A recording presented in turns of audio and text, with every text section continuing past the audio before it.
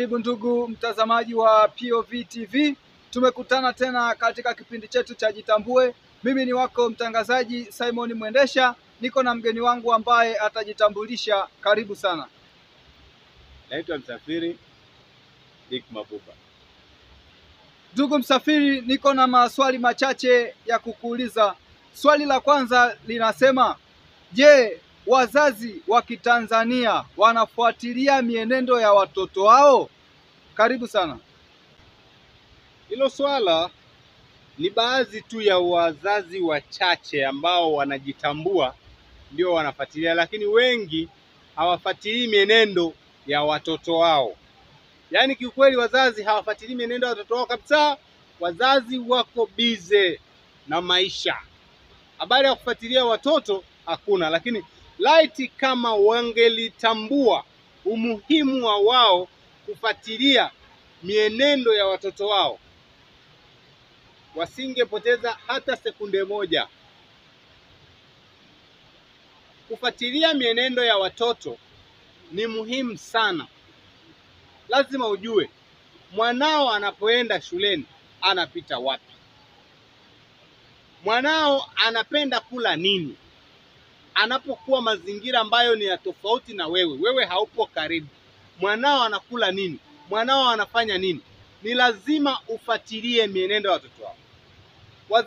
Wazazi wengine unakuta mtoto mpaka mtoto anavunja ungo au anabalehe, mzazi hajui.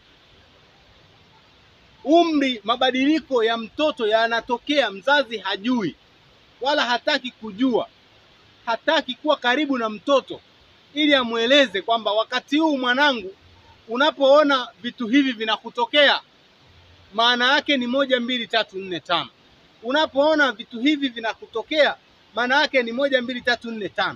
Umueleze mtoto kinagaubaga aweze kuelewa, visiwe vitu vya kumshtua au anajiendea tu. Wakati mwingine kwa sababu watoto hawana taarifa ya baadhi ya mambo, wanajikuta watoto wanajiendea tu, kitu ambacho kwa kweli kinaharibu hata afya zao, kuanzia afya za akili mpaka mwili kwa ujumla. Hiyo yote ni kwa sababu ya uzembe wa wazazi. Wazazi tuache kujifanya kwamba tuko bize, tuache kuwa bize. Lazima tufuatilie mienendo ya maisha ya watoto wetu, wakiwa karibu na sisi, wakiwa mbali na sisi, wakiwa mbali na maeneo yanayotuzunguka. Lazima tufuatilie mienendo ya watoto. Mtoto aishii pale kwamba darasa la 7 amemaliza tu darasa la 7 ndio mwisho wako kumfuatilia. Hapana. Mtoto ni mtoto mpaka hata afike chuo, bado ni mwanao, unapaswa kumfuatilia. Wakati mwingine hata waliooa, ili mradi tu unajua yule ni mwanao. Fuatilia maisha anayoishi hata na familia yake. Una kitu cha kumshauri. Wazazi wengine mtoto akishafika sekondari tu, au amaliza sekondari ameenda chuo, hataki kujua habari ya huyo mtoto. Anaona mtoto ameshakuwa kila kitu. Kumbe bado ana safari ndefu ya kupita. Ana safari ndefu ya maisha ambayo anahitaji ushauri.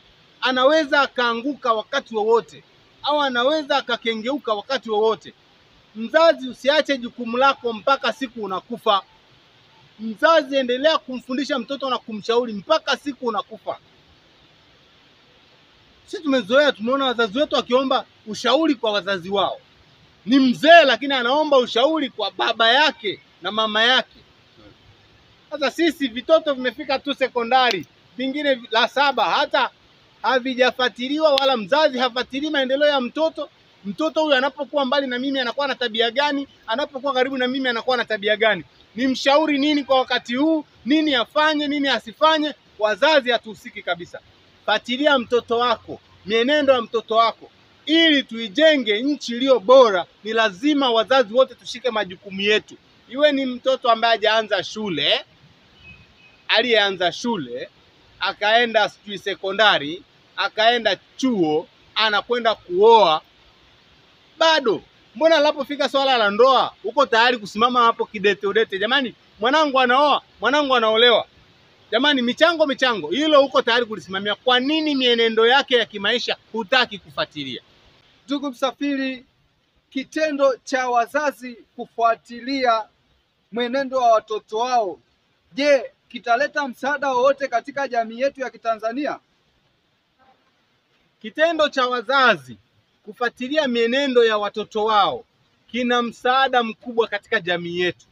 Kwanza nataka nikukumbushe, ili hiki kizazi unachokiona ambacho kimesimama mpaka sasa hivi, yani kilitengenezwa, kilijengwa. Yani namaanisha hawa watu unaowaona wa makamo waliofika mpaka sasa hivi, bado nchi iko salama, ina amani. Ni kizazi ambacho kilijengwa mpaka Tanzania inatambulika kwa mambo mbalimbali. Hawa watu walitengenezwa na wazazi wao, sio nje ya wazazi.